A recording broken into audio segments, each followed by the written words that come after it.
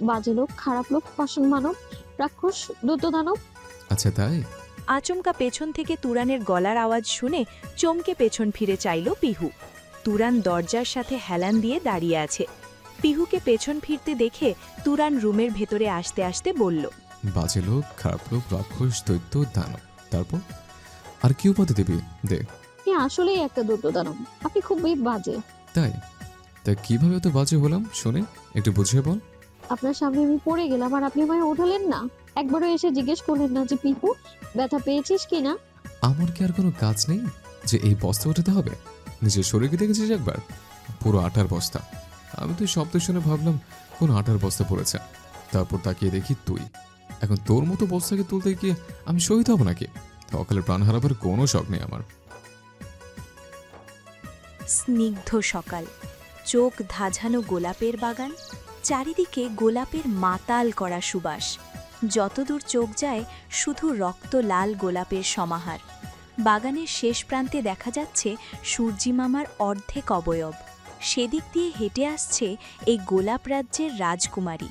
পরনে তার শুভ্র রঙের পোশাক, যা পা পর্যন্ত আবৃত। লম্বা জামাটা দুই হাতে হালকা উঁচু করে ভেজা সবুজ নরম ঘাসের ওপর দিয়ে হেঁটে আসছে। এই সবুজ লালের সাম্রাজ্যে শুভ্র রংটা যেন অন্ধকার আকাশের বুকে জ্বলন্ত তারার মতো জ্বলজ্বল করছে। কিছু দূর এগিয়ে আসতেই রাজকুমারী দেখা পায় তার স্বপ্নের রাজকুমারের। গোলাপ বাগানের ঠিক মধ্যস্থানেই সে দাঁড়িয়েছিল। রাজকুমারকে দেখেই রাজকুমারী উল্টো দিকে ঘুরে দৌড়াতে থাকে। তাকে ধরতে পেছন পেছন ছোটে রাজকুমারও। সকালের শিশিরে ভেজা নরম সবুজ স্নিগ্ধ ঘাসের ওপর দিয়ে আলতো পায়ে দৌড়ে পালাচ্ছে রাজকুমারী।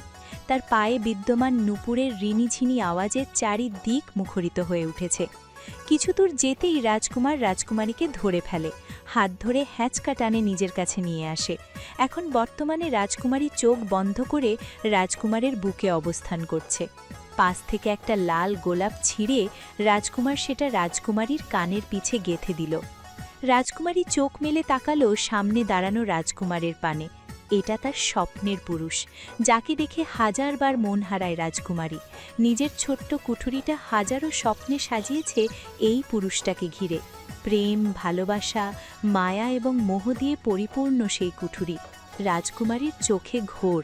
ঠিক এমন সময় হঠাৎ রাজকুমার তার মুখটা এগিয়ে আনতে লাগলো রাজকুমারীর দিকে। দুজনের ওষ্ঠ প্রায় একে অপরের সাথে ছুঁই ছুঁই এমন জায়গায় অবস্থান করছে। সেটা দেখে আবেশে চোখ বন্ধ করে ফেলল রাজকুমারী। তপ্ত শ্বাস আছড়ে পড়ছে একে অপরের চোখে মুখে। ওষ্ঠে ওষ্ঠ মিলিত হবে ঠিক এমন সময়ে অ্যালার্মের কর্কশ শব্দে হকচকিয়ে উঠে বসল পিহু। হতভম্ব নজরে ডানে বামে তাকালো।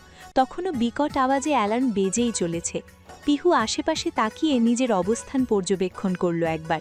কোথায় গেল রাজকুমার, পিহুর স্বপ্নের পুরুষ? আর কোথায় বা গেল সেই চোখ ধাঁধানো গোলাপের রাজ্য? ভাবতে ভাবতে কয়েক সেকেন্ড ঝিম মেরে বসে রইল পিহু। কিছুক্ষণ পরে বুঝতে পারল সে স্বপ্ন দেখছিল। ব্যাপারটা বুঝে আসতেই দুই হাতে মাথা চেপে ধরল পিহু। উফ, আবার আবার আবার সেই স্বপ্ন। আর এবারেও স্বপ্নটা পুরো দেখার আগেই ঘুম ভেঙে গেল। বিগত কয়েক বছর ধরে এই যন্ত্রণায় ভুগছে পিহু। যখন থেকে ভালোবাসা নামক জিনিসটা উপলব্ধি করতে শিখেছে, যখন থেকে পিহুর ছোট্ট মনের আঙিনায় ভালোবাসা নামক পাখিটা বাসা বেঁধেছে, তখন থেকেই এই স্বপ্ন দেখে আসছে পিহু। কিন্তু আফসোস, কোনোদিনও স্বপ্নটা পুরো দেখতে পারে না। তার আগেই কোনো না কোনোভাবে ঘুমটা ভেঙে যায়। যাবে নাই বা কেন? পিহু তো প্রেমে পড়েছে একটা রসকসহীন, রাগী, বিশাল দেহী দৈত্য দানবের উপর। সেই কি আর পিহুর মনের এই প্রেম ভালোবাসা বোঝে? একদম বোঝে না। সামনে যতক্ষণ থাকে ততক্ষণ পিহুর সাথে হয় ঝগড়া করতে থাকে, না হলে পাথরের মতো দাঁড়িয়ে থাকে। কথা বলা, ঝগড়া এগুলোও তার মুডের ওপর নির্ভর করে। মনে চাইলে কারোর সাথে কথা বলবে না, না হলে রোবটের মতো দাঁড়িয়ে থাকবে। কেউ মেরেও মুখ দিয়ে একটা শব্দ উচ্চারণ করাতে পারবে না। ছোট্ট পিহু কিনা ওই দৈত্য দানবটার প্রেমে পড়েছে, যে কিনা পিহুর থেকে গুনে গুনে 7 বছরের বড়। সামনে থাকলে তো ভালো ব্যবহার করে না, এই স্বপ্নেই যা একটু সুন্দর ব্যবহার করে, সেটাও যেন এই ঘুমে সহ্য হয় না। সুন্দর মুহূর্তটা উপভোগ করার আগেই এই স্বপ্নটা ভেঙে যায়। কি এমন ক্ষতি হতো আর একটু ঘুমটা থাকলে? তাহলে পরের রোমাঞ্চকর দৃশ্যটা তো পিহু উপভোগ করতে পারত। বাস্তবে তো আর এই মুহূর্ত কখনো উপভোগ করতে পারবে না পিহু। স্বপ্নেই নিজের শখ পূরণ করত। রাগে দুঃখে কান্না করতে ইচ্ছে করছে পিহুর। পুরো পৃথিবীটাই পিহুর কাছে নিজের শত্রু মনে হচ্ছে। ঘাড় ঘুরিয়ে একবার তাকালো বেডের পাশে টেবিলের উপর রাখা টেবিল ক্লকটার দিকে, যা এখনও অবিরাম শব্দে বেজেই যাচ্ছে। আপাতত এটাকেই পিহুর কাছে নিজের সবচেয়ে বড় শত্রু মনে হচ্ছে। এটার জন্যই এই সুন্দর স্বপ্নটা শেষ পর্যন্ত দেখতে পারল না পিহু। রাগে দুঃখে টেবিল ক্লকটাকে নিয়ে আছাড় মারতে উদ্যত হয়েও থেমে গেল। এটা পিহুর মা জননীর বিশ্বস্ত সঙ্গী। এটা দিয়েই মা জননী প্রতিদিন পিহুকে ঘুম থেকে টেনে তোলেন। তাই এটা ভাঙলে পিহুর পিঠও যে আস্ত থাকবে না সেটা পিহু খুব ভালো করেই জানে। তাই অ্যালার্মটা বন্ধ করে সযত্নে যেখানে ছিল ক্লকটা আবার সেখানে রেখে দিল। অবশ্য সকাল হয়ে গেছে, ক্লকটারই বা দোষ দিয়ে কী লাভ। ক্লকটা টেবিলে রেখে পিহু নিজের দিকে তাকিয়ে কিছুটা অবাক হয়ে গেল। একটা নোক কামড়ে মনে করার চেষ্টা করল, চাদর কি রাতে আমি গায়ে নিয়েছিলাম? কিন্তু কখন? ভাবনা চিন্তা করে দেখে না, চাদরবিহীন রাতে ঘুমিয়েছিল পিহু। তাহলে কে দিতে পারে? ভাবতে থাকে পিহু, কিন্তু কাঙ্ক্ষিত উত্তর না পেয়ে ভাবে মা দিয়ে গেছে হয়তো। এটা নিয়ে পিহু আর বেশি মাথা ঘামালো না। গায়ের ওপর থেকে চাদরটা সরিয়ে নিচে নামতে পা বাড়ালো। কিন্তু ওই যে দুর্ভাগ্য, যা পিহুর মায়ের পেটের যমজ বোন, পিহুর পিছুই ছাড়ে না।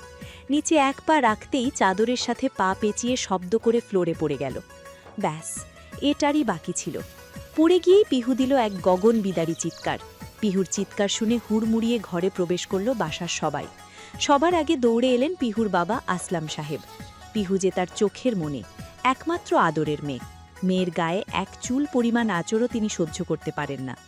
আসলাম সাহেবের পেছন পেছন এসেছে পিহুর মা পিয়াসা বেগম আর ভাই প্রয়াস। রুমে ঢুকেই আসলাম সাহেব মেয়ের কাছে ছুটে এলেন। চাদর সরিয়ে টেনে তুললেন মেয়েকে। হাতের কনুইতে ছিলে গেছে আর হাঁটুতে ব্যথা পেয়েছে পিহু। এটুকু সময়ে কেঁদে কেটে চোখ মুখ লাল করে ফেলেছে। বাবাকে দেখে পিহুর আহ্লাদ আরও বেড়ে গেল। পিহুর বাবাই তো একমাত্র জায়গা যার কাছে পিহু নিজের আহ্লাদ প্রকাশ করতে পারে, যে মানুষটা কখনো বিরক্তি বোধ করে না। একদিকে স্বপ্ন পুরোপুরি না দেখার দুঃখ, অন্যদিকে পড়ে গিয়ে ব্যথা, সব মিলিয়ে পিহুর কান্নার মাত্রা আরও বেড়ে গেল। বাবার বুকে মুখ গুজে ভ্যা ভ্যা করে কেঁদে দিল পিহু, যেন কেঁদেই আজ সব দুঃখ ভাসিয়ে দেবে। মেয়ের এই অতিরিক্ত অভিনয় দেখে অতিষ্ঠ ভঙ্গিতে মাথা নাড়লেন পিয়াসা বেগম। মেয়েটা পাক্কা অভিনেত্রী হয়েছে। একটু কিছু হয়েছে কি হয়নি এমন অভিনয় শুরু করে দেয় যে পুরো বাড়ি মাথায় তুলে নেয়। ছোটখাটো একটা অজুহাত পেলেই এমনভাবে কান্না শুরু করে যেন 5 বছরের বাচ্চার থেকে তার প্রিয় খেলনা কেড়ে নেওয়া হয়েছে, তাই সে হাত পা দাপিয়ে কাঁদছে। আর তাকে আশকারা দেওয়ার জন্য আছে তার বাবা। এই লোকের আশকারাতেই মেয়েটা বড় হলো না, আস্ত একটা বলদ তৈরি হয়েছে। কিছুক্ষণ দাঁড়িয়ে পুরো বিষয়টা দেখে নিয়ে তিনি আলমারির দিকে যেতে যেতে বললেন, তোমাদের বাপ বেটির অভিনয় শেষ হলে এবার নিচে থেকে উঠে বিছানায় বসো। আমি মলম দিয়ে যাচ্ছি, মলমটা লাগিয়ে দিও। মায়ের কথা শুনে হঠাৎ কান্না থামিয়ে দিল পিহু। মায়ের দিকে তাকিয়ে মন খারাপ করে বলল, তুমি কেমন মা হো? তোমার মেয়ে পড়ে গেছে, ব্যথা পেয়েছে, আর তুমি শোক পালন না করে কাজে ব্যস্ত আছো। তুমি মেয়ে একটুও ভালোবাসো না আম্মু? হ্যাঁ, বাসি না তো, কারণ এখানে এমন কিছু হয়নি যে আমাকে কেঁদে কেটে বুক ভাসাতে হবে। খাট থেকে পুড়ে গেছিস, হাতে পায়ে ছিলে গেছে, মলম লাগালে সব ঠিক হয়ে যাবে। কিন্তু এখানে এমন নাটক শুরু হয়েছে, মনে হচ্ছে যেন সিনেমা চলছে। থামবে তুমি? আমার মেয়েটা ব্যথা পেয়েছে আর তুমি ওকে তখন থেকে বকে যাচ্ছ। তোমার শোক না লাগলে যাও, আমার মেয়ের জন্য আমি আছি। মায়ের সাথে কথা বলতে গিয়ে তো পিহু ভুলেই গেছিল কান্নার কথা। বাবার কথা এখন মনে পড়ল, তাই কাল বিলম্ব না করে বাবার বুকে মুখ গুজে যেখান থেকে কান্না বন্ধ করেছিল আবার সেখান থেকেই শুরু করল। মেয়ের অভিনয় দেখে পিয়াসা প্রচণ্ড বিরক্ত। ড্রয়ার থেকে ব্যথার মলমটা বের করে এগিয়ে দিয়ে বললেন, অভিনয় শেষ হলে এটা লাগিয়ে দিও, আমি গেলাম। বলেই রুম থেকে বেরিয়ে চলে গেলেন। এই পাগলের আশেপাশে থাকলে পিয়াসার নিজেকেই পাগল পাগল লাগে। এমন অর্ধবুদ্ধিসম্পন্ন মেয়ে নিয়ে যে পিয়াসা কি করবে সেটা ভেবেই গলা শুকিয়ে যায়। দুশ্চিন্তার শেষ নেই পিয়াসার। এই মেয়ের বিয়ে দেব কিভাবে? আপন মনে মেয়েকে বকতে বকতে নিচে নেমে যান। প্রয়াস এতক্ষণ চুপচাপ দাঁড়িয়ে বোনের নাটক দেখছিল। পিহুর এই অতিরিক্ত অভিনয় দেখে মনে মনে হাসল। মেয়েটা বাচ্চাই রয়ে গেছে, বড় আর হলো না। ভাবতে ভাবতে এগিয়ে এসে বোনের মাথায় হাত রেখে বলল, অনেক হয়েছে, এবার তো থামো। মা আজ মোরগ পোলাও রান্না করেছে। এখন যদি তুই কান্না করতে থাকিস তাহলে আমি কিন্তু সব গিয়ে খেয়ে ফেলবো, তোর জন্য কিচ্ছুই রাখবো না। তখন কি? প্রয়াসের কথা সেই সবার আগেই পিহু দিল ভোদুর। কিসের কান্না, কিসের কি, যা কিছু হয়ে যাক না কেন, মোরগ পোলাও পিহু মিস করতে নারাজ। নামতে নামতে নিজে নিজেই বকবক করতে থাকে। কত খারাপ। আমার মোরগ পোলাও খেতে চাই আমি। আমাকে কেউ দেখতে পারে না, কেউ আমার বন্ধু না, শুধু আমার মোরগ পোলাও আর চকলেট কেক ছাড়া। তোরা দুজনই তো আমার বন্ধু। মেয়েকে এভাবে নামতে দেখে চিন্তিত আসলাম সাহেব মলমটা হাতে নিয়ে নিচে নেমে আসেন। প্রয়াস আসে বাবার পেছন পেছন। সে জানে তার বোন এখন কি করছে। নিশ্চিত নিচে গিয়ে অলরেডি খাওয়া শুরু করে দিয়েছে। হলেও তাই, পিহু নিচে এসেই লেগ পিস দুটো আগে ভাগে নিয়ে খাওয়া শুরু করে দিয়েছে। এমনভাবে খাচ্ছে যেন কত জন্মের অভুক্ত। আসলে পিহু একটু পেটুক টাইপের, আর মোরগ পোলাও তার সবচেয়ে পছন্দের খাবার। নিচে নেমে আসলাম সাহেব মেয়ের পাশে বসে হাতটা টেনে নিয়ে মলম লাগিয়ে দিলেন। মেয়েটা যে বড্ড অবুঝ, নিজের খেয়াল একদমই রাখে না। খাওয়া শেষে রুমে এসে আবার মন মরা হয়ে বসে আছে পিহু। স্বপ্ন পুরো না দেখার শোক এখনও কাটেনি। মন খারাপের মাঝে হঠাৎ পিহু খেয়াল করল বাহিরে বৃষ্টি হচ্ছে। মুহূর্তের মধ্যে শুরু হলো ভারী বর্ষণ। দৌড়ে ব্যালকনিতে এসে বৃষ্টি দেখতে লাগলো পিহু। কিন্তু এই ঝুম বৃষ্টিতে ব্যালকনিতে দাঁড়িয়ে কি বৃষ্টির আনন্দ উপভোগ করা যায়? যায় না তো। আর পিহুর জন্য তো এটা লবণ ছাড়া তরকারির মতো। তাই দিক বিদিক ভুলে ছুট লাগালো ছাদের দিকে। এক দৌড়ে সোজা ছাদে এসে থামল। বৃষ্টির জন্য আশপাশ খুব ভালো করে দেখা যাচ্ছে না। এই ঝুম বৃষ্টিকে পরোয়া না করে ছাদের মধ্যভাগে এসে দাঁড়ালো পিহু। দুই হাত মেলে দিয়ে চোখ বন্ধ করে বৃষ্টির এক একটা ফোঁটা অনুভব করতে লাগলো। আহা, কি দারুণ অনুভূতি! কিছুক্ষণ পর চোখ খুলে পুরো ছাদ জুড়ে দৌড়াতে থাকলো পিহু। ছাদে আটকে থাকা বৃষ্টির পানিতে লাফালাফি করতে বেশ লাগছে। পানির ছলাৎ ছলাৎ শব্দ মধুর ধ্বনির মতো শোনাচ্ছে। বৃষ্টিতে ভিজে পুরো জুবুথুবু অবস্থা পিহুর, তবুও কোনো থামাথামি নেই। ফর্সা শরীরে বৃষ্টির ঠান্ডা পানিতে ভেজায় আরও বেশি ফর্সা লাগছে। এ যেন আকাশ থেকে নেমে আসা কোনো স্নিগ্ধ পরী। দূর থেকে কেউ একজন গভীর চোখে পর্যবেক্ষণ করছে পিহুকে। অনেক আগে থেকেই এখানে অপেক্ষা করছে, যেন সে জানে বৃষ্টি নামতেই পিহু ছাদে ছুটে চলে আসবে। হলোও তাই। পিহু ছাদে আসতেই তাকে দূর থেকে দেখে চোখের তৃষ্ণা মেটাচ্ছে সে। চোখে তার এক রাস মুগ্ধতা। মুগ্ধ চোখে চেয়ে দেখছে আকাশ থেকে নেমে আসা এই স্নিগ্ধ পরীটাকে। ঠোঁটের কোণে তার মৃদু হাসি। হালকা হেসে আপন মনে বিড়বিড় করে বলল, আমি এসে গেছি জান। তোকে না দেখে থাকতেই পারছিলাম না। এক একটা সেকেন্ড বিষাক্ত মনে হচ্ছিল, তাই চলে এলাম। চমকের জন্য তৈরি থাকিস। পুরো বাড়ির আনাচে কানাচে খোঁজাখুঁজির অভিযান চালিয়েছেন পিয়াসা বেগম। খুবই তীক্ষ্ণ দৃষ্টিতে আশপাশে দৃষ্টির বিচরণ চালাচ্ছেন। পিয়াসা বেগমকে এমন চিরুনি তল্লাশি করতে দেখে এগিয়ে আসলেন পিয়াসা বেগমের বড় জা সেলিনা বেগম। ভ্রু কুঁচকে জিজ্ঞেস করলেন, এমন পাগলের মতো করে কি খুঁজছিস পিয়াসা? কিছু কি হারিয়ে গেছে? কি নয় ভাবি, বলো কাকে খুঁজছি? আচ্ছা বেশ বল, কাকে খুঁজছিস? কাকে আবার? পিহুকে খুঁজছি। সারা বাড়ি খুঁজে হয়রান হয়ে গেলাম, কিন্তু কোথাও পেলাম না। গেল কোথায় মেয়েটা, তাও আবার এই বৃষ্টির মধ্যে? আছে কোথাও হয়তো। ও আবার যে বিচ্ছু, দেখ বাড়ির কোন কোনায় লুকিয়ে আছে। এই জন্যই তো বাড়ির কোনায় কোনায় খুঁজে বেড়াচ্ছি। দুজনের কথার মাঝেই সিঁড়ি দিয়ে ওপর থেকে নামতে দেখা গেল পিহুকে। বৃষ্টিতে একদম কাক ভেজা হয়ে গেছে মেয়েটা। পিহুকে নিচে নামতে দেখে সেলিনা বেগম বললেন, ওই তো পিহু, সারা বাড়ি খুঁজে পাচ্ছিলি না, আর দেখ মেয়ে কেমন ছাদে গিয়ে বৃষ্টিতে ভিজে এসেছে। জায়ের কথা শুনে ঘাড় ঘুরিয়ে ওপরে তাকালেন পিয়াসা।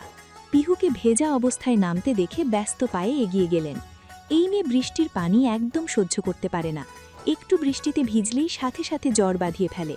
আর সে কিনা বৃষ্টিতে ভিজে কাক ভেজা হয়ে নিচে আসছে। মেয়ের কাছে এসেই নিজের শাড়ির আঁচল দিয়ে মাথা মুছতে লাগলেন পিয়াসা বেগম, সেই সাথে নন স্টপ বকুনি। এই, তোর কাণ্ডগান কি কোনোদিন হবে না? জানিস বৃষ্টিতে ভিজলে জ্বর হবে, তবুও কেন ভেজেছিস? মানে বাঁদরামি স্বভাব তোর ইহকালেও যাবে না, তাই না? একবার শুধু জ্বর আসুক, তারপর তোকে দেখাবো মজা। মাকে বকতে দেখে পিহুর মনটা খারাপ হয়ে গেল। এ তো বকার কি আছে? পিহু না হয় একটু বৃষ্টিতে ভিজেইছে, তাই বলে কি এত বকতে হবে? ঘাড় ঘুরিয়ে করুণ দৃষ্টিতে তাকালো পিহুর বড় মার দিকে। ইশারায় বোঝালো, বড় মা, আমাকে এই বকার হাত থেকে বাঁচাও। পিহুর ইশারা বুঝতে পেরে সেলিনা বেগম এগিয়ে এসে বললেন, এ তো বকছিস কেন বাবা? বাচ্চা মানুষ না হয় একটু বৃষ্টিতে ভিজেছে, তার জন্য এত বকতে হবে কেন? জ্বর আসলে আমি ওর সেবা করব, তাও তুই বকিস না। বলেই তিনি পিহুর একটা বাহু ধরে ওর ঘরে নিয়ে গেলেন। যেতে যেতে ফিসফিস করে কিছু বললেনও। সেদিকে কয়েক পল হতাশার চোখে চেয়ে রইলেন পিয়াসা বেগম। সবার আদরে আদরে মেয়েটা এমন হয়ে গেছে, কেউ শাসনই করতে দেয় না। পিহুর প্রতি পরিবারের সবার এত আদরের যথেষ্ট কারণও আছে। চলুন তার আগে সবার পরিচয় দেওয়া যাক। পিহুর বাবারা দুই ভাই, আসলাম শেখদার আর তাওহিদ শেখদার। তাদের কোনো বোন নেই। তাওহিদ সাহেবের একটা ছেলে, নাম সাগর, সেই বাড়ির বড় ছেলে, আর আসলাম সাহেবের দুই ছেলে মেয়ে, পিহু আর প্রয়াস। আবার অপরদিকে পিয়াসা বেগমেরা দুই ভাই এক বোন। পিয়াসা দুই ভাইয়ের ছোট। বড় ভাই শৌভিক শেখ, তার একটাই ছেলে তুরান, আর ছোট ভাই সাইদ শেখ, তার দুই ছেলে মেয়ে তিয়াস আর তাহমিনা। এই হলো পরিচয় পর্ব। এখন পিহুর বাবার বাড়ির দিক থেকে দেখতে গেলে সে বংশের একমাত্র মেয়ে, আর নানু বাড়ির দিক থেকে দেখতে গেলে পিহু ও বাড়ির সবচেয়ে ছোট সদস্য। তাই দুই বাড়ির সবাই পিহুকে একটু বেশিই আদর করে। পিহুকে রুমে নিয়ে এসে আলমারি থেকে জামাকাপড় বের করতে গেলেন সেলিনা বেগম। মেয়েটার ভিজে নাজেহাল অবস্থা। আজ পাক্কা রাতে জ্বর আসবেই, তার কোনো মাফ নেই। শরীরও হালকা গরম হতে শুরু করেছে, তাড়াতাড়ি জামাকাপড় বদলানো দরকার। সেই ভাবনা মতো আলমারির সামনে দাঁড়িয়ে দরজা টান দিতেই হুড়মুড়িয়ে ভেতরের সব জামাকাপড় সেলিনা বেগমের গায়ের ওপর পড়ল। আচমকা এহেন কাণ্ডে হতবাক সেলিনা বেগম। পাথরের মতো জমে রইল কিছুক্ষণ। এদিকে বড়মার ওপর আলমারি ভর্তি জামাকাপড় পরতে দেখে পিহুর মাথায় হাত, জিভে কামড় দিয়ে ভাবল, হায় রে, এবার বড়মাও নিশ্চিত বকুনি দেবে। অপরদিকে সেলিনা বেগম হতভম্ব হয়ে দাঁড়িয়ে রইলেন কিছুক্ষণ। মানে ভাবা যায়, ইন্টার পড়ুয়া একটা মেয়ে নিজের আলমারি গুছিয়ে রাখে না, জামা কাপড় প্যাচিয়ে পুটলি করে কোনো মতে ঠেসে ঠুসে রেখে দরজা আটকে রেখেছে। ওই অবস্থাতেই সেলিনা বেগম পেছন ঘুরে তীক্ষ্ণ চোখে তাকালেন পিহুর দিকে। তিনি কিছু বলার আগেই পিহু গড়গড় করে বলতে শুরু করলো, সরি সরি সরি বড় মা, সত্যি সরি। আসলে তুমি তো জানোই আমি কত ব্যস্ত থাকি, কত কাজ আমার তো পুরো পরিবারের সবাইকে নিয়ে চিন্তা করতে হয়। এত এত কাজের মধ্যে আলমারি গোছানোর সময়ই পাইনি। তুমি একটু গুছিয়ে দিয়ে যাও কেমন? গড়গড় করে এটুকু বলেই একটা জামা টান দিয়ে নিয়ে তাড়াহুড়ো করে ওয়াশরুমে ঢুকে গেল পিহু। যেন পালালেই শান্তি, তাহলে আর বকা খেতে হবে না। পিহুর যাওয়ার দিকে তাকিয়ে অতিষ্ঠ ভঙ্গিতে মাথা নাড়লেন সেলিনা বেগম। এই মেয়ে জীবনে ভালো হবে না। ভাবতে ভাবতে আলমারি গোছাতে লাগলেন।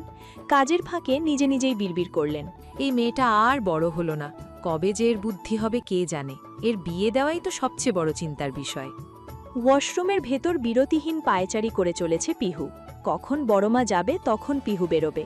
আজ এমনিতেই সকাল থেকে মনটা খারাপ, আর কারো বকা খেয়ে মন আরও খারাপ করতে চায় না পিহু। মিনিট 10 পায়চারি করে খেয়াল করল ঘরের ভেতর থেকে কোনো আওয়াজ আসছে না। নিশ্চিত হতে কিছুক্ষণ পর দরজা খুলে মাথা বের করে একবার চেক করে নিল, না, রুমে কেউ নেই। বড়মা চলে গেছে বুঝতে পেরে ওয়াশরুম থেকে বেরোলো পিহু। ঠিক তখনই কানে ভেসে এলো একাধিক কণ্ঠের বিশৃঙ্খল কিছু আওয়াজ। নিচে ড্রয়িং রুমে সবার হইচই হাসি হট্টগোল কানে আসতেই ভ্রু কুঁচকে গেল পিহুর। সাথে কিছুটা অভিমানও হলো। পিহুকে ছাড়াই সবাই আড্ডা দিচ্ছে, হাসাহাসি করছে। কি এমন ক্ষতি হতো পিহু আসা পর্যন্ত অপেক্ষা করলে? অভিমানী মনে নিচের উদ্দেশ্যে হাঁটা দিল পিহু। সিঁড়ির কাছে আসতেই পিহুর পা জোড়া মুহূর্তেই থমকে গেল। চোখ আটকে গেল সোফায় বসে থাকা পরিচিত মানুষটার দিকে। মুখটা দেখতেই হৃৎপিণ্ডের ওঠানামার গতি 1000 গুণ বেড়ে গেল পিহুর। মনে হচ্ছে বুকের ভেতর কেউ যেন বেপরোয়া গতিতে হাতুড়ি পেটাচ্ছে। হবে নাই বা কেন? এটাই যে সেই মানুষ যার ওপর পিহু মন হারিয়েছে বহু আগেই। যতই দেখে দেখার তৃষ্ণা মেটে না, বরং এই তৃষ্ণা যেন আরও বহু গুণ বেড়ে যায়। 6 ফুট লম্বা দেহে জিম করা ফিট শরীরে আকাশি রঙের শার্টটা আষ্টেপিষ্টে জড়িয়ে আছে। শার্টের হাতাটা কোনোই পর্যন্ত গোটানো। ফর্সা হাতে কালো ঘড়িটা খুবই আকর্ষণীয় লাগছে। লম্বা নাকটা চেহারার সৌন্দর্য যেন আরও কয়েক শতগুণ বাড়িয়ে দিয়েছে। পুরো ঠোঁট জোড়া নাড়িয়ে কথা বলার ফাঁকে ফাঁকে মিষ্টি করে হাসছে। এই ঠোঁটের হাসি দেখেই তো খুন হয়ে গেছে পিহু। আত্মা বেরিয়ে লোকটার বুকের বাম পাশে আটকে গেছে বহু আগে। সেটা কি এই মানুষটা জানে? নিজের স্বপ্নের পুরুষকে খুঁটিয়ে খুঁটিয়ে পর্যবেক্ষণ করতে করতে নিজে নামতে লাগল পিহু। স্থির চোখের দৃষ্টি কাঙ্ক্ষিত পুরুষের মুখে আটকে আন্দাজে পা বাড়াচ্ছে পিহু। নজর ও মনোযোগ সামনে থাকায় পায়ের গতির বেগ হারালো পিহু। আচমকা সিঁড়ির কিনারায় পা দিয়ে ধপাস করে পড়ে গেল সেখানেই। এদিকে কিছু পড়ে যাওয়ার শব্দে পেছনে ঘুরে তাকালো তুরান। সিঁড়ির শেষ প্রান্তে পিহুকে বসে থাকতে দেখে ভ্রু কুঁচকে ফেলল। ততক্ষণে সাগর দৌড়ে গিয়ে পিহুকে দাঁড় করিয়েছে। আদরের বোনের হাতে পায়ে ব্যস্ত ভঙ্গিতে পর্যবেক্ষণ করল যে কোথাও ব্যথা পেল কিনা। পিহু অবশ্য তেমন ব্যথা পায়নি, তবে পিহুর অভিমান হয়েছে। তুরান ভাইয়ের সামনেই পিহু পড়ে গেল, আর তুরান ভাই একবার এসে ধরলও না। তাকে দেখতে গিয়েই তো পিহু পড়ে গেল, তাহলে তার কি দায়িত্ব ছিল না পিহুকে টেনে তোলার? পাষাণ লোক একটা। অভিমান জমল পিহুর মনে। নিজে নিজেই প্রতিজ্ঞা করল এখন থেকে ঠিক 10 মিনিট তুরান ভাইয়ের সাথে কথা বলবে না। বলবে না তো বলবেই না। অবশ্য একবার পিহু ভেবেছিল রুমে চলে যাবে, এই মানুষটার সামনেই থাকবে না, কিন্তু ওই যে বেহায়া মন, এটা যে কিছুতেই মানে না। লেখাপড়ার সুবাদে তুরান ঢাকাতে থাকে। মাঝে মাঝে যখন ছুটিতে আসে তখনই তাকে একটু দেখতে পায় পিহু। তাই এই সময়টা রাগ করে তুরান ভাইকে দেখা পিহু মিস করতে পারবে না। তাই খুঁটির মতো সেখানেই দাঁড়িয়ে রইল। এদিকে তুরানের যেন পিহুর প্রতি কোনো আগ্রহই নেই। সে তো আপন মনে প্রয়াসের সাথে কথা বলে যাচ্ছে। সেটা দেখে পিহুর ছোট্ট মনের অভিমান যেন তড়িৎ গতিতে বেড়ে গেল। তুরান ভাই আসলেই খুব পাষাণ মানুষ। জিম করে করে শরীরের সাথে মনটাকেও দেহের মধ্যে শক্ত বানিয়ে ফেলেছে। পিহুর মনের কথা একটুও বোঝে না, একবার তাকাচ্ছেও না। রাগ হলো পিহুর, আর অভিমান চেপে রাখতে না পেরে দৌড়ে ওপরে নিজের রুমে চলে গেল। থাকবে না এখানে পিহু, দেখবে না এই লোকটাকে। কি মনে করে কি পিহু কি তাকে না দেখে থাকতে পারবে না? আলবাত পারবে। ভাবতে ভাবতেই পিহু নিজের রুমে প্রবেশ করল। ঘরে ঢুকেই আপন মনে বকতে থাকল তার প্রাণপ্রিয় তুরান ভাইকে। বাজে লোক, খারাপ লোক, পাষাণ মানব, রাক্ষস, দৈত্যদানব। আচ্ছা তাই? আচমকা পেছন থেকে তুরানের গলার আওয়াজ শুনে চমকে পেছন ফিরে চাইল পিহু। তুরান দরজার সাথে হেলান দিয়ে দাঁড়িয়ে আছে। পিহুকে পেছন ফিরতে দেখে তুরান রুমের ভেতরে আসতে আসতে বলল, বাজে লোক, খারাপ লোক, রাক্ষস, দৈত্য, দানব। তারপর আর কি উপাধি দিবি? দে। আপনি আসলেই একটা দৈত্যদানব। আপনি খুবই বাজে। তাই? তাই কিভাবে এত বাজে হলাম শুনে একটু বুঝিয়ে বল। আপনার সামনে আমি পড়ে গেলাম আর আপনি আমায় ওঠালেন না। একবারও এসে জিজ্ঞেস করলেন না যে পিহু ব্যথা পেয়েছিস কিনা? আমার কি আর কোনো কাজ নেই যে এই বস্তা উঠাতে হবে? নিজের শরীরকে দেখেছিস একবার? পুরো আটার বস্তা। আমি তো শব্দ শুনে ভাবলাম কোন আটার বস্তা পড়েছে। তারপর তাকিয়ে দেখি তুই। এখন তোর মতো বস্তাকে তুলতে গিয়ে আমি শহীদ হব নাকি? সকালে প্রাণ হারাবার কোনো শখ নেই আমার। বেশ ভাব নিয়ে কথাগুলো বলল তুরান। কণ্ঠে ছিল উপহাস এবং তাচ্ছিল্য। অপমান বোধে কান গরম হয়ে গেল পিহুর। সে আঙুল তুলে ঝগড়া করার ভঙ্গিতে বলল, দেখুন তুরান ভাই, আপনি কিন্তু আমাকে অপমান করছেন। আর আমি অতটাও মোটা নই, মাত্র 47 কেজি ওজন আমার। আপনি আমায় মোটা বলেন কোন লজিকে? হ্যাঁ, আমার লজিক তুই বুঝবি না, বুঝিয়ে বললেও তোর মাথায় ঢুকবে না। আপনি আসলেই খুবই বাজে। তখন আপনার জন্যই তো পড়ে গিয়েছিলাম আমি। আমার পড়ে যাওয়ার জন্য সরাসরি আপনি দায়ী। আর আপনার উপর যখন এত বড় একটা অপরাধের দায়ভার এসেছে, তখন আপনার উচিত ছিল আমায় টেনে তোলার, আদর করে জিজ্ঞেস করার যে পিহু তোর কি কোথাও লেগেছে। কিন্তু আপনি তো একবার তাকিয়েও দেখলেন না। আচ্ছা আমি দায়ী কিভাবে? তুরানের এই প্রশ্নের বিপরীতে থমকে গেল পিহু। উপযুক্ত উত্তর তৎক্ষণাৎ মাথায় এলো না। কিভাবে বলবে যে তার তুরান ভাইকে দেখতে দেখতেই পিহু স্লিপ করেছিল? বললে তো মান সম্মান কিছুই থাকবে না।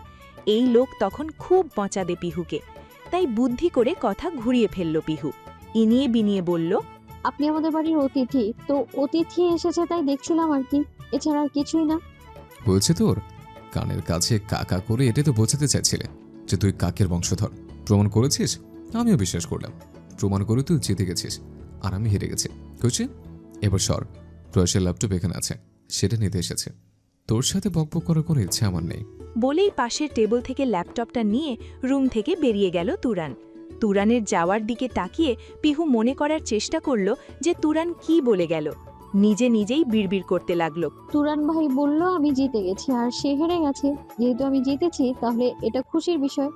কিন্তু আবার বলল আমি নাকি কাকের মতো কাকা করি। এটা তো অপমান হলো। সে আসলে প্রশংসা করলো নাকি অপমান করলো? কথার প্যাচের গোলক দাঁধায় হাবুডুবু খাচ্ছে পিহু। দাঁত দিয়ে নখ কামড়াতে কামড়াতে ভাবনার চূড়ান্ত পর্যায়ে পৌঁছে গেছে। দরজার আড়াল থেকে পিহুর চিন্তামগ্ন মুখটা একবার দেখে নিল তুরান। পিহুকে আপন মনে বিড়বিড় করতে দেখে আলতো হাসল। বোকা মেয়েটা এই সাধারণ কথা প্যাচ লাগিয়ে নিজেই সব গুলিয়ে ফেলেছে। মাথা এদিক ওদিক নাড়িয়ে হাসতে হাসতে নিচে নেমে গেল তুরান। নিচু কণ্ঠে বিড়বিড় করল, পাগলি একটা। রুমাল হাতে নাক টানতে টানতে নিচে নেমে এলো পিহু। ইতিমধ্যে মেয়েটার ঠান্ডা লেগে গেছে, কখন যেন হুড়ুমুলিয়ে জ্বর চলে আসে সেই ভয়ে আছে পিহু। চিন্তিত কদমে সিঁড়ির শেষ প্রান্তে এসে পিহুর চক্ষু চড়ক কাজ। পুরো বাড়ি ফাঁকা, সবাই গেল কোথায়? সোফায় শুধু তুরান আর প্রয়াস বসে ল্যাপটপে কিছু করছে। পিহু ধূপধাপ পা ফেলে সেদিকে এগিয়ে গিয়ে বলল, ভাইয়া বাসার সবাই কোথায়? তোকে দেখছি না কেন? ওই বাড়িতে গেছে সবাই, আজ অনেক কাজ, মামি একা সব করতে পারছে না, তাই আম্মু আর বড় মা গেছে সাহায্য করতে। ল্যাপটপে নজর রেখেই জবাব দিল প্রয়াস। ভাইয়ের কথায় ভ্রু কুঁচকে ফেলল পিহু। আজ এমন কি আছে যে এত লোক মিলে কাজ করতে হচ্ছে? মস্তিষ্কে একটু জোর দিয়ে মনে করার চেষ্টা করল আজ কারো জন্মদিন কিনা, কিন্তু না, আজ কারো জন্মদিনও না। কৌতূহলী কণ্ঠে পিহু জিজ্ঞেস করল, ভাইয়া আজ কি কোনো বিশেষ দিন? ভুলে গেছিস তো, আজ জিয়ান ভাইয়ার বাসা থেকে লোকজন আসবে, তাহমিনা আপু আর জিয়ান ভাইয়ার বিয়ের ডেট ঠিক করতে। তুরান ভাই সেই ঢাকা থেকে রাজশাহী চলে এলো এই কারণে, আর তুই বাড়িতে থেকেই ভুলে গেলি। প্রয়াসের কথা শেষ হতেই জিভে কামড় দিল পিহু। আসলেই তো ভুলে গেছিল, আজ তো অনেক কাজ।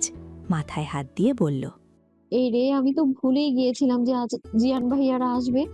তাহমিনা আপু বলেছিল আজ যেন তাকে সাজিয়ে দিই, আমার তো একটু মনে ছিল না। ল্যাপটপের কিবোর্ডে ঠক ঠক শব্দে আঙুল চালাচ্ছিল তুরান। পিহুর কথা শেষ হতেই খোঁচা মেরে বলল, তা মনে থাকবে কিভাবে? মাথায় তো শুধু আছে গোবর, ব্রেনের অর্ধেক তো আজে বাজে চিন্তা করে নষ্ট করেছিস। তুরানের খোঁচা মারা কথা শুনে পিহুর রাগ হলো। রেগে 2 হাত কোমরে রেখে বলল, আবার শুরু করলেন তো?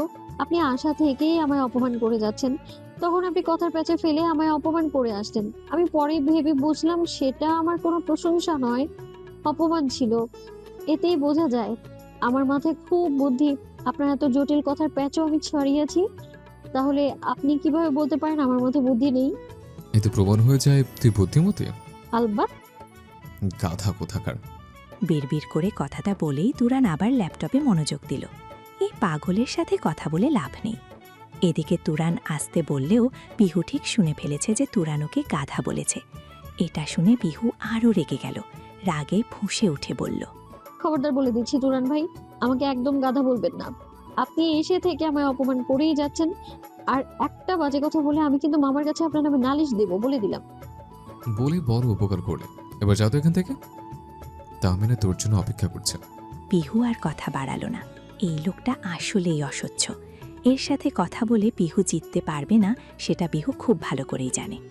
ওদিকে দেরি হয়ে যাচ্ছে দেখে আর কিছু না বলে হন হন করে বাসার বাহিরের দিকে হাঁটা দিল আর বিড়বিড় করতে লাগলো, অসহ্য লোক, খারাপ লোক, খালি আমার পেছনে লাগে।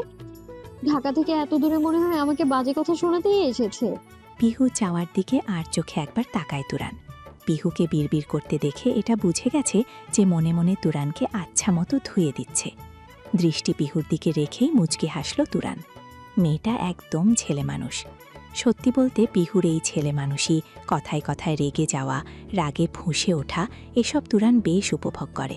পিহুর এই স্বভাব তুরানকে শান্তি দেয়, তাই তো মাঝে মাঝে খোঁচা মেরে পিহুকে রাগিয়ে দেয় তুরান। দৃষ্টিসীমার বাইরে পিহু চলে যেতেই তুরান আবার ল্যাপটপে মনোযোগ দিল। আপন মনে তুরানকে বকতে বকতেই মামার বাসায় প্রবেশ করল পিহু। পিহুর বাবার বাড়ি আর মামার বাড়ি পাশাপাশি, 10 থেকে 15 কদমের দূরত্ব মাত্র। এজন্য আসা যাওয়া করতে খুব বেশি সময় লাগে না। বাসায় ঢুকেই পিহু সবার আগে চলে গেল রান্নাঘরে। সেখানে বাসার সব মহিলারা রান্নার কাজে ব্যস্ত। পিহুর মা ফল কাটছে, পিহুর বড় মা আর বড় মামি রান্না করছেন, আর ছোট মামি শরবত বানাচ্ছেন। রান্নাঘরে ঢুকেই পিহু সবার আগে নিজের বড় মামিকে পেছন থেকে জড়িয়ে ধরল। পিঠের সাথে নরম কিছুর অস্তিত্ব অনুভব হতে মুচকি হাসলেন তাইব্বা বেগম। পেছনে না তাকিয়েও বুঝে গেলেন কে তাকে জড়িয়ে ধরেছে। কাজ করতে করতেই বললেন, এতক্ষণে তোর আসার সময় হলো? কি এমন রাজকার্য করছিলি শুনি? কিছু না বড় মা। তাহু আপু কোথায়? ওর ঘরেই আছে, যা আগে ওকে গিয়ে রেডি কর, মেহমানরা চলে এলো বলে। তুমি চিন্তা করো না, আমি ঝটপট আপুকে রেডি করে ফেলবো। তবে হ্যাঁ, শাড়িটা তুমি পরিয়ে দিয়ে এসো, ওটা আমি পারি না, জানোই তো। আমি আসছি, তুই যা। বড় মামের সাথে কথা শেষ করে পিহু এক দৌড়ে উপরে চলে গেল। পিহুকে তিরিং বিরিং করে দৌড়াতে দেখে চিন্তিত ভঙ্গিতে তাকালেন তাইব্বা বেগম। মেয়েটা এত ছটফট করে, আবার দৌড়াতে গিয়ে পড়ে না যায়। এদিকে পিহু এক দৌড়ে সোজা তাহিমনার ঘরে এসে থেমেছে। তাহিমনা তখন ফোনে তার হবু বর জিয়ানের সাথে কথা বলছিল। এমন সময় রুমে কাউকে হুড়মুড়িয়ে ঢুকতে দেখে চমকে উঠল তাহিমনা। পরে পিহুকে দেখে বুকে থুথু দিয়ে ফোন কানে নিয়ে বলল, জিয়ান, আমি তোমাকে পরে ফোন করছি, আর বাসা থেকে বের হলে আমাকে এসএমএস দিও। এটুকু বলেই ফোন কেটে পিহুর দিকে তাকালো। খানিকটা রেগে বলল, বাদর কোথাকার, এমন হুড়োহুড়ি করিস কেন সব সময়?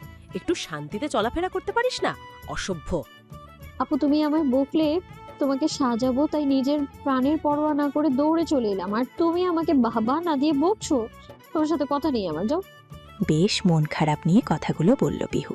পিহুকে এমন বাচ্চাদের মতো গাল ফোলাতে দেখে হেসে ফেলল তাহিমনা। পিহুর গাল দুটো টেনে দিয়ে বলল, হয়েছে ঢঙি, আর ঢং করতে হবে না। চল তাড়াতাড়ি সাজানো শুরু কর, দেরি হয়ে যাচ্ছে।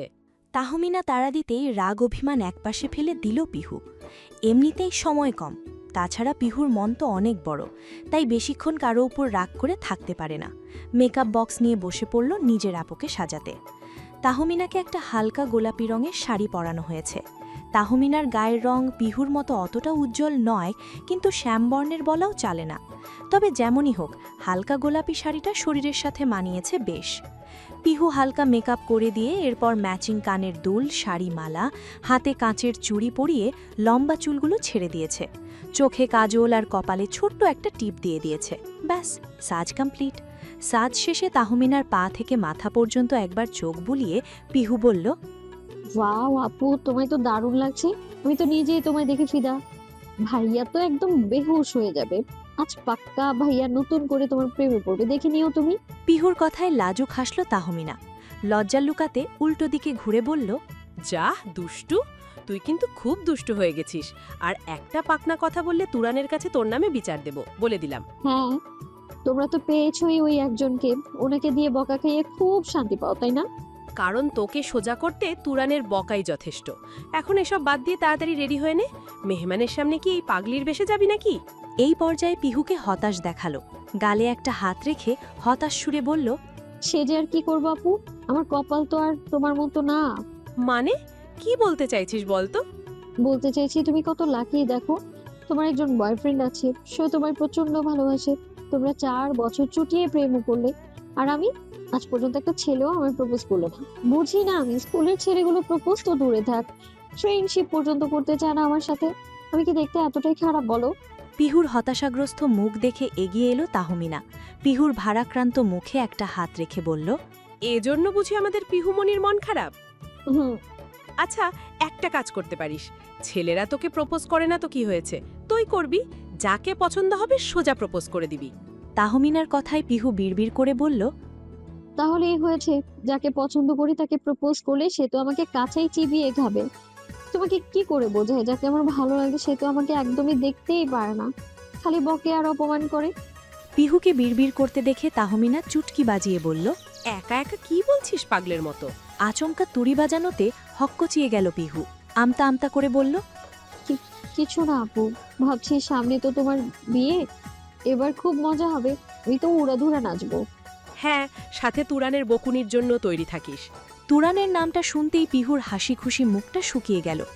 আসলেই তো, এই লোকটা কোনো অনুষ্ঠানে পিহুকে মজা করতে দেয় না, সব সময় চোখে চোখে রাখে আর কথায় কথায় ধমকাতে থাকে। এসবের মধ্যে পিহু মজা করবে কি করে? তবে যাই হয়ে যাক না কেন, এবার পিহু তুরানের কথা মোটেও শুনবে না। এবার পিহু নিজের ইচ্ছামতো মজা করবে। দুপুরে সব মেহমান এসে হাজির। জিয়ান সহ তার বাবা, মা, ছোট ভাই আর এক বন্ধু, সব মিলিয়ে 5 জন লোক এসেছে। সবাইকে বসানোর পর তাহমিনাকে নিয়ে আসা হলো, আর তাহমিনাকে নিয়ে এলো পিহু। জিয়ানের মুখোমুখি অপর পাশের সোফায় বসালো তাহমিনাকে।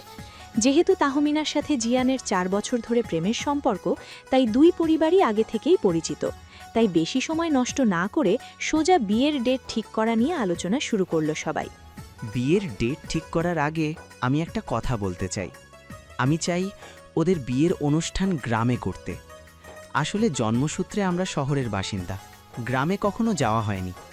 তাছাড়া আমার মনে হয় শহরের বিয়েতে কোনো প্রাণ নেই, সব কিছু যান্ত্রিক। গ্রামের মাটির গন্ধ উপভোগ করার খুব ইচ্ছে আমার। এটা আমার ব্যক্তিগত মতামত। ওনার কথায় সকলেই সহমত পোষণ করল। গ্রামে বিয়েতে আসলেই প্রকৃতির ছোঁয়া পাওয়া যায়, কিন্তু চিন্তার বিষয় হলো সবাই থাকে শহরে, জিয়ানদের পুরো পরিবার শহরে থাকে।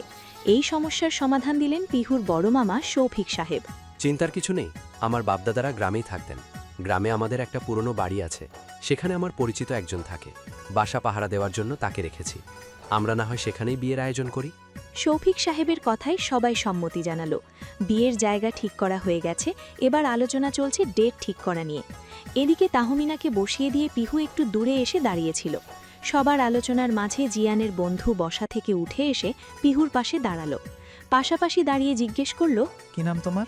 পিহু তার সামনে বসে থাকা তুরানের দিকে এক ধ্যানে তাকিয়েছিল। সকলের অগোচরে নিজের পছন্দের পুরুষকে মন ভরে দেখছিল একটু।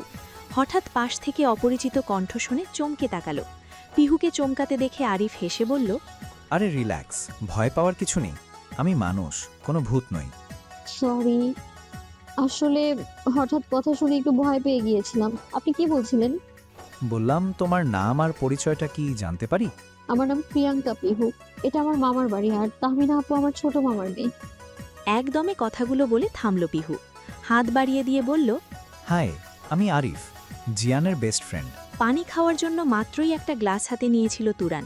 ঠিক এমন সময় নজর গেল গল্প করতে থাকা পিহু আর আরিফের দিকে। দৃশ্যটা কোনো মতেই হজম করতে পারল না তুরান।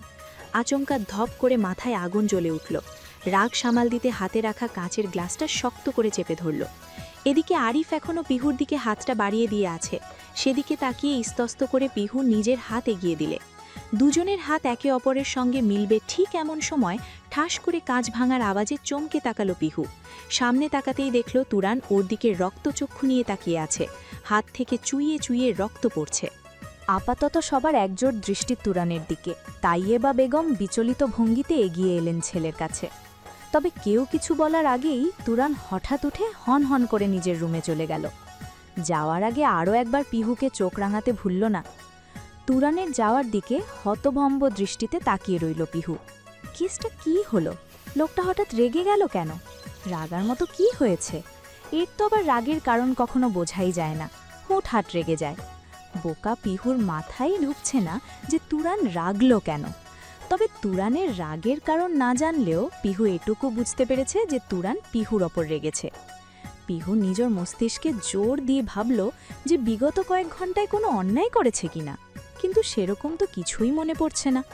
যদিও সেটা বড় কথা নয়, বড় কথা হচ্ছে তুরান যখন একবার পিহুর ওপর রেগেছে তখন পিহুর ওপর নিজের রাগ না ঝাড়া পর্যন্ত ঠান্ডা হবে না। এবার ধমকে ধমকে জান বের করে দেবে বেচারির। এটা ভেবেই পিহু খুব চিন্তায় পড়ে গেল। পুরো রুম জুড়ে পায়চারি করছে পিহু। হাতের একটা নখ কামড়াতে কামড়াতে শেষ করে ফেলেছে প্রায়। মনে হচ্ছে পুরো আঙুলটাই খেয়ে ফেলবে। সে সময় তুরানকে এমন ভয়ানক চাহনি দিতে দেখে পিহু তখনই সুযোগ বুঝে কেটে পড়েছে। নিজেদের বাসায় ফিরে এসে রুম জুড়ে পায়চারি করছে। সবাই এখনো ওই বাসাতেই আছে। এই পুরো বাড়িতে পিহু একটা। এজন্য একটু ভয় করছে ঠিকই, তবে তার থেকে বেশি স্বস্তিতে আছে এই ভেবে যে ওই রাক্ষসের সামনে তো আর নেই। অন্তত ধমকাধমকি থেমে রেহাই পেল। তবে পিহুর সেই আশায় এক বালতি পানি ঢেলে দিয়ে আচমকাই বিকট আওয়াজে ঘরের দরজা খুলে গেল। হঠাৎ বিকট শব্দ শুনে চমকে উঠল পিহু। দরজার সামনে দাঁড়িয়ে থাকা তুরানকে দেখে ভয়ে আত্মা শুকিয়ে গেল। একেই বোধহয় বলে যেখানে বাঘের ভয় সেখানে সন্ধে হয়। পিহুর জীবনেও সন্ধে নেমে এসেছে। বুকের ভেতর ক্রমাগত ধুকপুক ধুকপুক করছে। হৃৎপিণ্ড লাফাতে লাফাতে মনে হয় বেরিয়ে আসবে এবার। পিহুর আতঙ্কে আর এক ধাপ কেরোসিন ঢেলে তুরান দাঁত কিরমির করে বলল, কি ভেবেছিলে যে এই বাড়িতে আসলে তুই আমার হাত থেকে বেঁচে যাবে? এতই সহজ? তুরানের চোখ দিয়ে যেন আগুন ঝরছে। চোখের শিরাগুলো লাল হয়ে ফুটে উঠেছে। চোখের ভেতর জ্বলতে থাকা আগুনের লেলিহান শিখা দেখে ভয় পিহুর অবস্থা খারাপ। দাঁড়ানো অবস্থায় থরথর করে কাঁপছে মেয়েটা। কাঁপা কাঁপা কঞ্চে কোনো মতে বলল, কি করেছি আমি? আপনি এভাবে ভয় দেখাচ্ছেন কেন? পিহুর কথা শেষ হতেই তড়িৎ গতিতে এগিয়ে এলো তুরান। পিহুর সামনে এসে শক্ত করে গাল চেপে ধরে রাগে হিস হিস করে বলল, খুব সাহস হয়েছে তাই না? কলিজা অনেক বড় হয়ে গেছে। তুই আমার সামনে অন্য ছেলের সাথে কথা বলিস, আমার হাত মেলাতে যাচ্ছিলে? এত সাহস কোথায় পেলে? একবার মনে হলো না যে আমি দেখলে তোকে কি করব? ভয়ে বিহুর কাঁপুনি বেড়ে গেছে। গাল চেপে ধরায় খুব ব্যথাও পাচ্ছে। শরীরের মধ্যেও হঠাৎ করেই খারাপ লাগছে, ভীষণ খারাপ লাগছে। ভয় ব্যথা সবকিছু মিশিয়ে এবার কেঁদেই ফেলল পিহু। কাঁদতে কাঁদতে বলল, কি করবেন আর কেনই বা করবেন? আপনি এমন কেন করছেন? হ্যাঁ, আমি কি নিজে গিয়ে কথা বলেছি নাকি? ওই ভাই এই তো নিজে থেকে এসে কথা বলছিল। বিশ্বাস করুন আমি আগে কথা বলিনি। তুরান অত্যধিক রেগে আছে, রাগে যেন হিতাহিত জ্ঞান হারিয়ে ফেলেছে। এদিকে গালের ব্যথায় চোখ থেকে ঝরঝর করে পানি ঝরছে পিহুর। গালটা বোধহয় যে কোনো মুহূর্তে খুলে পড়ে যাবে। পিহুর চোখের পানি তুরানের হাতে পড়তেই হুঁশ ফিরল তুরানের। আলগা হয়ে এলো হাতের বাঁধন। হঠাৎ খেয়াল করল পিহুর যে অংশ তুরান ধরেছে সেখানে আগুনের মতো গরম।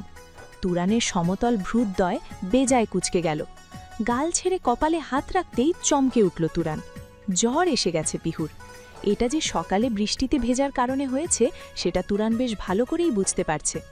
পিহুর জ্বর এসেছে কথাটা মস্তিষ্কে প্রতিফলন হতেই রাগ জেদ সব ভুলে বসল তুরান, বরং বিচলিত হয়ে পড়ল ভীষণ।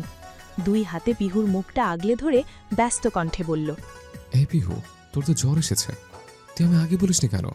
এত জ্বর নিয়ে তোর হাঁটাহাঁটি ঘুরে করতে হবে, একটু শান্ত হয়ে বসতে পারিস না? বলেই পিহুকে বিছানায় বসিয়ে দিল। যেহেতু দুপুরে সবাই ওই বাসা থেকে খাওয়া দাওয়া করেছে, তাই আর দেরি না করে ড্রয়ার থেকে জ্বরের ওষুধ বের করে আগে খাইয়ে দিল। পিহুর অসুস্থতা দেখে মুহূর্তেই তুরানের সব রাগ গলে পানি হয়ে গেছে। এখন মাথায় শুধু দুশ্চিন্তা ঘুরপাক খাচ্ছে। ওষুধ খাইয়ে পিহুকে জোর করে শুইয়ে দিল তুরান। এরপর ঝটপট প্রয়াসকে ফোন দিল। প্রয়াস ফোন রিসিভ করতেই একদমে বলল, ফুপি কোথায় প্রয়াস? ফুপিকে তাড়াতাড়ি আসতে বলো, পিহুর হঠাৎ জ্বর এসেছে। কি বলো এসব ভাই? আচ্ছা তুমি দাঁড়াও, আমি মাকে নিয়ে এক্ষুনি আসছি। কথা বলা শেষে ফোন কেটে পকেটে রেখে তুরান পেছনে তাকিয়ে দেখে পিহু ঘুমিয়ে পড়েছে। ফর্সা গালের দুই পাশে আঙুলের দাগ স্পষ্ট ফুটে উঠেছে।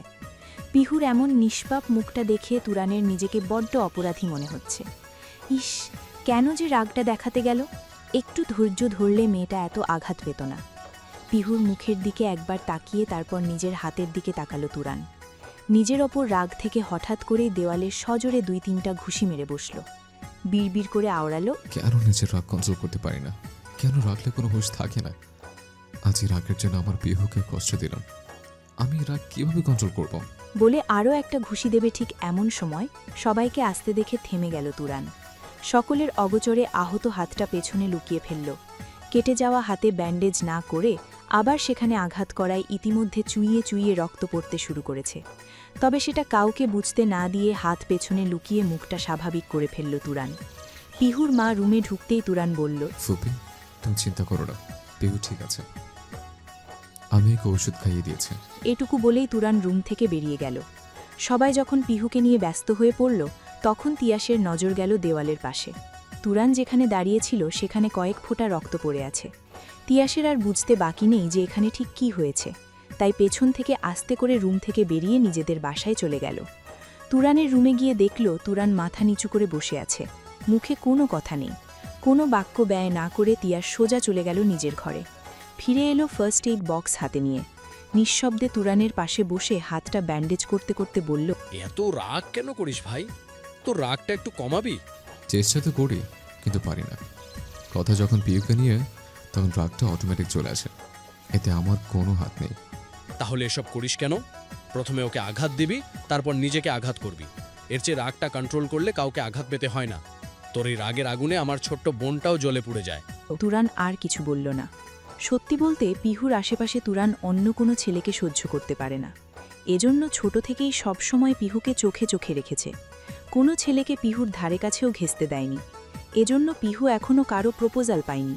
পিহুর পেছনে তুরান নিজের 5-6 জন বিশ্বস্ত লোক লাগিয়ে রেখেছে, যারা সবসময় পিহুর ওপর নজর রাখে। কোনো ছেলে ভালো লাগার দৃষ্টিতে তাকালেও তাকে তুরানের মুখোমুখি হতে হয়। তবে এসব বিষয়ে পিহু পুরোই অজ্ঞাত। আর তুরান যে পিহুকে ভালোবাসে এই কথা তিয়াস আর প্রয়াস ছাড়া কেউ জানে না। তুরান আর তিয়াস প্রায় সমবয়সী হওয়ায় দুজনের মধ্যে বন্ধুর মতো সম্পর্ক।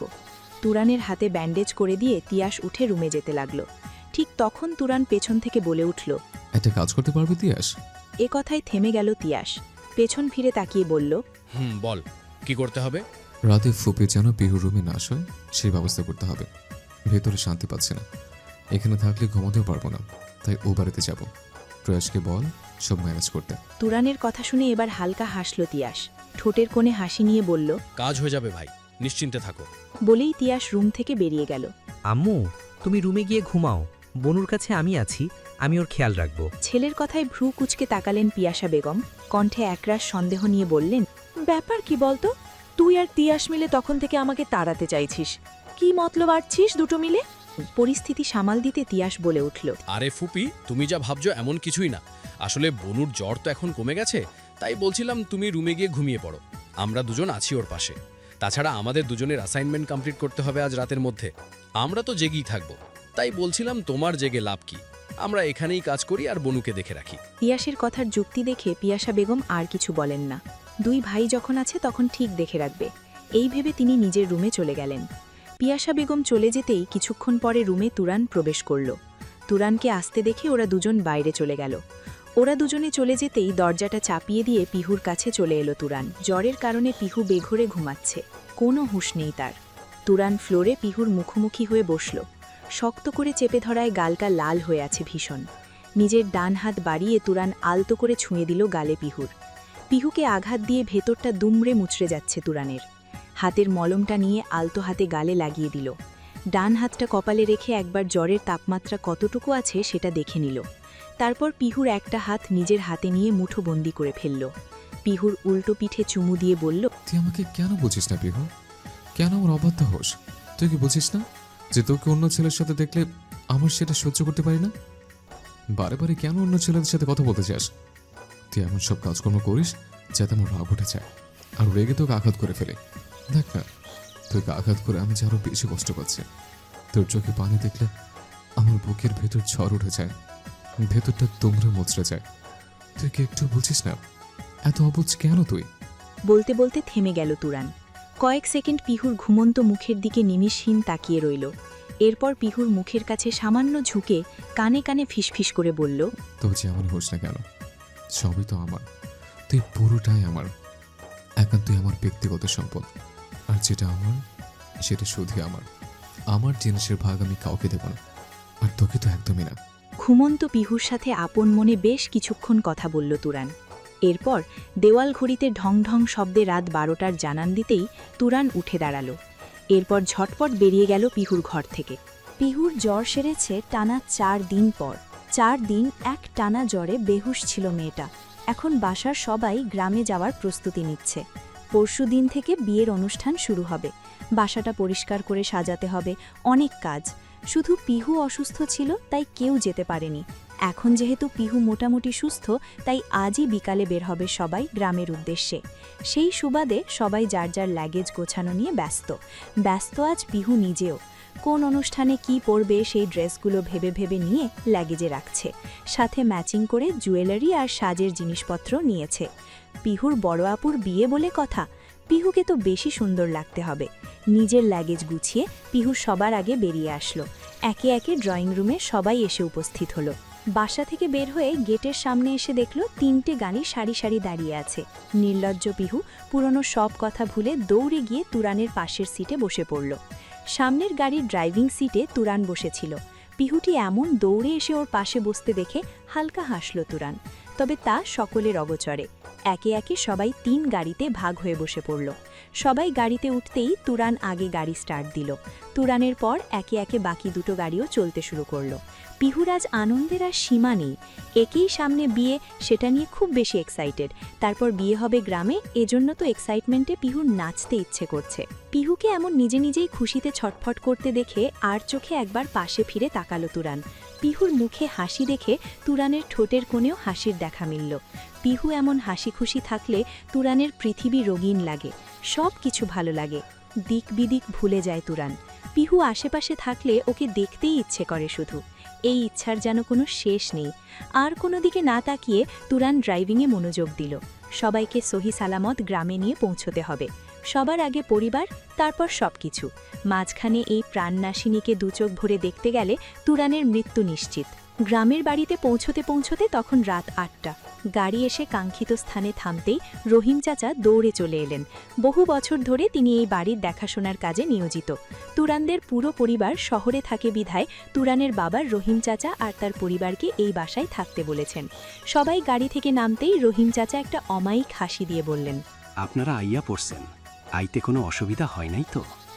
কোনো অসুবিধা হয় না চাচা, তোমরা সবাই ভালো আছো তো? হ বাজান, ভালা আছি। বড় সাহেব, আপনারা আগে ভেতর চলেন। আমি আমার বৌমাইয়ারে দিয়া সব ঘর পরিষ্কার করাই রাখছি। আপনারা আগে বিশ্রাম লন। এরপর পেছন ঘুরে স্ত্রীকে উদ্দেশ্য করে বলেন, ফুলির মা, মাইয়াকো ভেতরে লইয়া যাও, সবাই ধৈক্যা গেছে, আপনারা আহেন আমার লগে। শেষ কথাটা সবার উদ্দেশ্যে বললেন তিনি। কথায় কথায় বাড়ির ভেতরে প্রবেশ করল সবাই। পুরনো দিনের দোতলা বাড়ি। বাড়ির বয়স বেশ অনেক বছর হওয়ায় কিছু কিছু জায়গায় রং চটে গেছে, তবে এখনও কোথাও ভাঙন ধরেনি। তুরানের দাদা অনেক শখ করে এই বাড়িটা বানিয়েছিলেন। সেই সময় থেকেই তুরানদের পরিবার আর্থিক দিক দিয়ে বেশ সচ্ছল ছিল। তুরানের দাদা ছিলেন এই এলাকার নামকরা ব্যবসায়ী। অসংখ্য জমি ছিল তার। সেই আমলে এই রাজকীয় বাড়িটা বানানো। নিচতলা এবং দোতলা মিলিয়ে মোট 22টা রুম, মাঝে বিশাল বড় উঠান। লং জার্নি করে আসায় কেউ আর বেশি দেরি করল না। কোনো রকম একটু কিছু খাওয়া দাওয়া করে সবাই যার যার মতো বিশ্রাম নিতে চলে গেল। পরশুদিন গায়ে হলুদ, কাল ছেলের বাড়ির সবাই চলে আসবে এখানে। ওরা আসার আগেই পুরো বাড়িটা হালকা সাজিয়ে ফেলতে হবে। হাতে অনেক কাজ, তাই আজ সবার বিশ্রামের প্রয়োজন। তাহমিনা আর পিহু এক রুমে শুয়েছে। পিহুদের পাশের রুমেই শুয়েছে তুরান আর তিয়াস। বিছানায় যেতেই রাজ্যের ঘুম ভর করল সবার চোখে। শুধু ঘুম নেই তুরানের চোখে। মাথার ভেতর কিলবিল করছে একঝাঁক চিন্তা। বিয়ের অনুষ্ঠানে অসংখ্য লোক হবে, ছেলেদের অভাব থাকবে না। এত কাজের ব্যস্ততায় এই চঞ্চল মেয়েটাকে সে দেখে রাখবে কিভাবে? এই মেয়ে যে ছটফটে সারা দিন তিরিং বিরিং করতে থাকে। পিহুকে নিয়ে তুরানের চিন্তার শেষ নেই। মেয়েটা যে কবে বুঝতে শিখবে, এমন হাজারো দুশ্চিন্তায় তুরানের মাথা ধরে গেল। কোনো মতে জোরপূর্বক চোখ দুটো বন্ধ করে রাখল। কয়েকটা দিন ছেলেটার ওপর ভীষণ চাপ যাবে, সেটা শারীরিক এবং মানসিক দুই দিক দিয়েই। সকালে সবার আগে ঘুম ভাঙল পিহুর। এমনিতে তো ওকে টেনেও ঘুম থেকে তোলা যায় না, কিন্তু আজ ব্যাপারটা ভিন্ন। পুরোপুরি অচেনা না হলেও বাড়িটা পিহুর অল্প স্বল্প চেনা, সেই সাথে অচেনা পরিবেশ। আশপাশের সবটাই প্রায় অচেনা, তাই ঘুমটা অতটাও গভীর হয়নি পিহুর।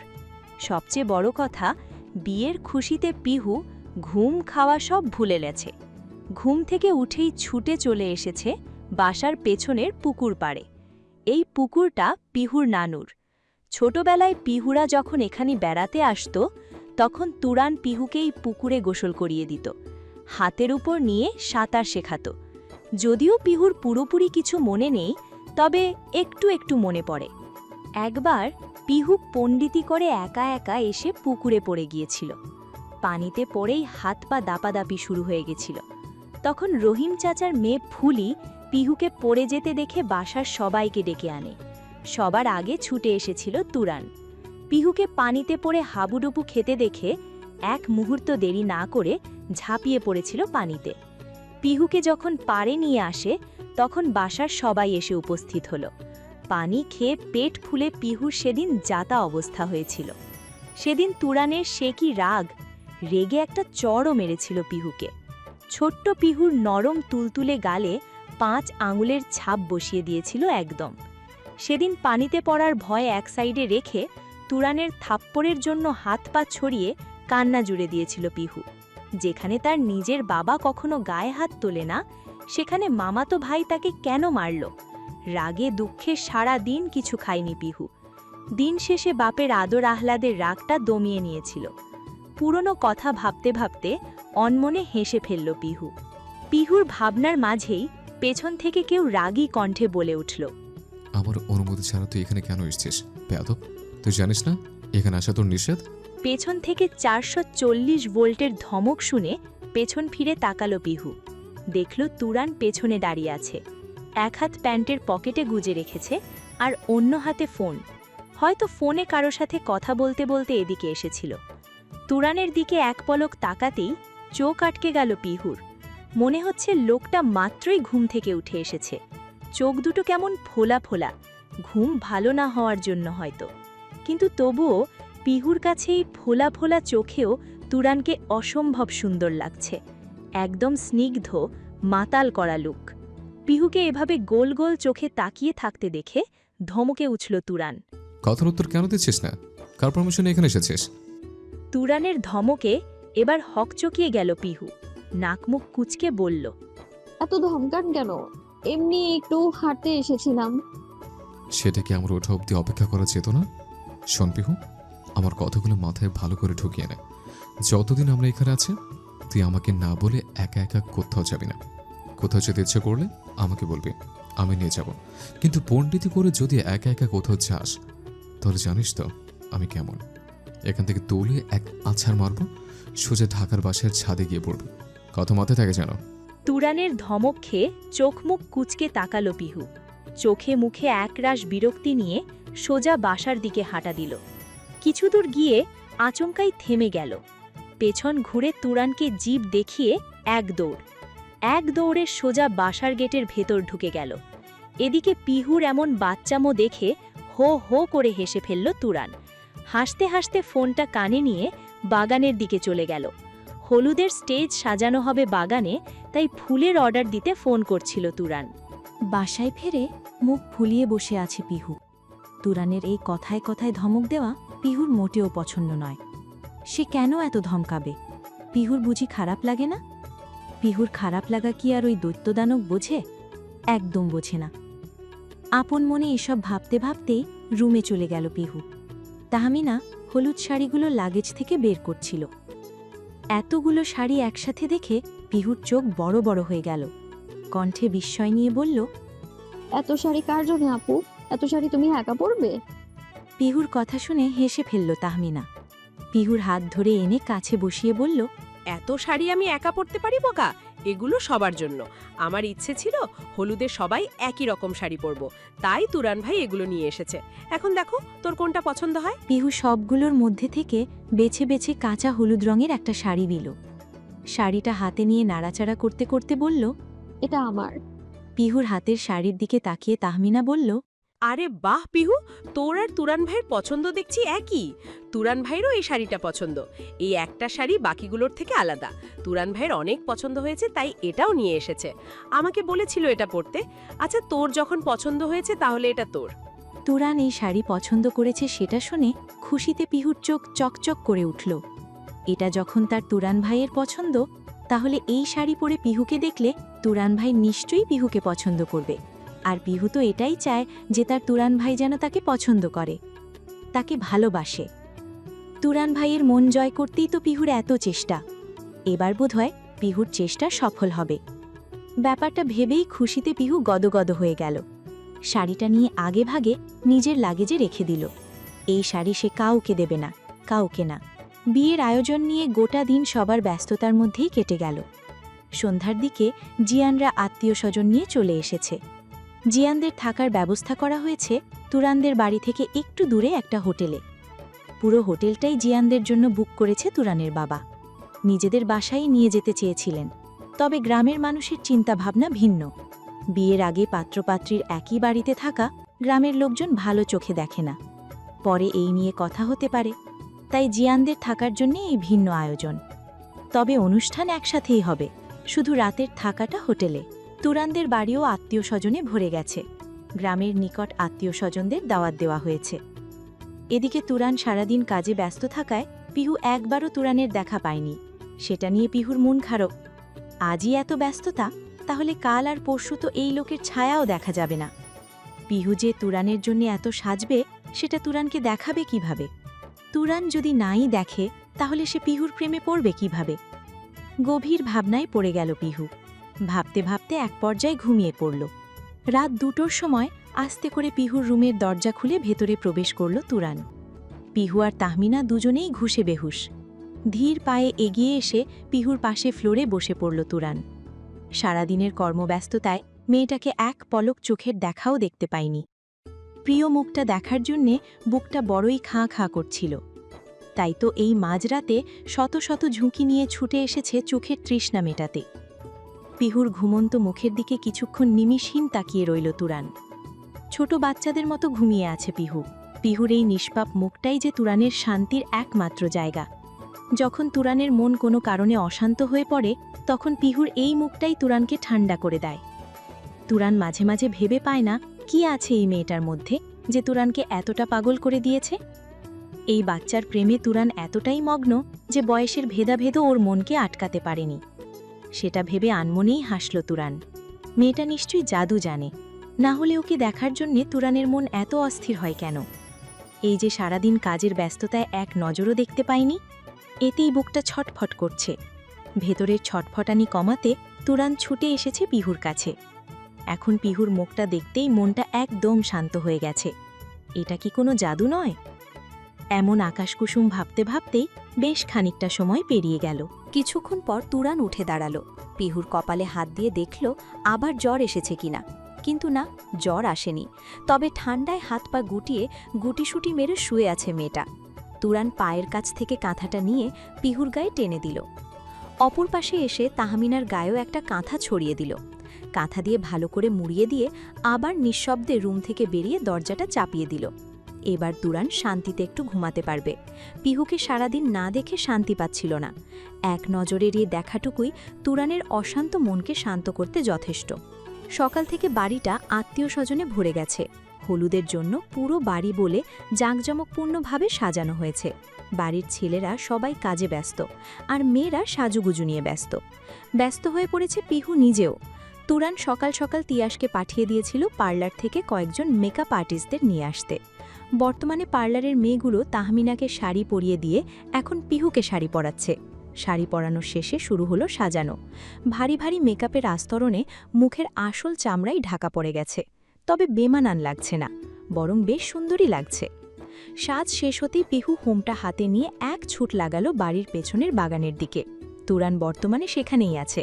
পিহু এত সুন্দর করে সাজলো, সেটা তার তুরান ভাইকে তো দেখাতে হবে, না হলে তার তুরান ভাই পিহুকে পছন্দ করবে কিভাবে? এদিকে তুরান বাগান সাইডে দাঁড়িয়ে সবাইকে স্টেজ সাজানো দেখিয়ে দিচ্ছিল। কোন দিকে ফুল লাগাবে, কিভাবে সাজাবে সেই সব তদারকি করছে। ঘামে ভিজে হলুদ পাঞ্জাবিটা সুঠাম দেহের সাথে মিশে গেছে তুরানের। পকেট থেকে রুমাল বের করে একবার কপালের ঘামটা মুছে নিল। ঠিক এমন সময় অশান্ত পায়ে ছুটে আসতে থাকা পিহুকে দেখে তুরানের নজর থমকে গেল। কাঁচা হলুদ শাড়ি, তার সাথে হলুদ আর্টিফিশিয়াল ফুলের গহনায় পিহুকে মারাত্মক সুন্দর লাগছে। এতটাই সুন্দর যে তুরানের হার্টবিট কয়েকটা মিস হয়ে গেল বোধহয়। তুরানের চোখ বর্তমানে শুধু পিহুতে আটকে আছে। পিহুর গায়ে তুরানের পছন্দ করা সেই শাড়িটা দেখে আড়ালে মুচকি হাসল তুরান। মেয়েটা সেই বেছে বেছে তুরানের পছন্দের শাড়িটাই পরেছে। আচ্ছা, শাড়িটা পিহু ইচ্ছে করে পরেছে নাকি কাকতালীয়ভাবে দুজনের পছন্দ মিলে গেছে? প্রশ্নটা মাথায় আসতেই তুরান আরও একবার মৃদু হাসল। এই পাগলের সাথে থাকতে থাকতে তুরান নিজেও দিন দিন পাগল হয়ে যাচ্ছে। কী সব আতাশকুসুম কল্পনা মাথায় চলে আসে। তুরানের ভাবনার মাঝে পিহু সামনে এসে দাঁড়ালো। খুশি খুশি মন নিয়ে জিজ্ঞেস করল,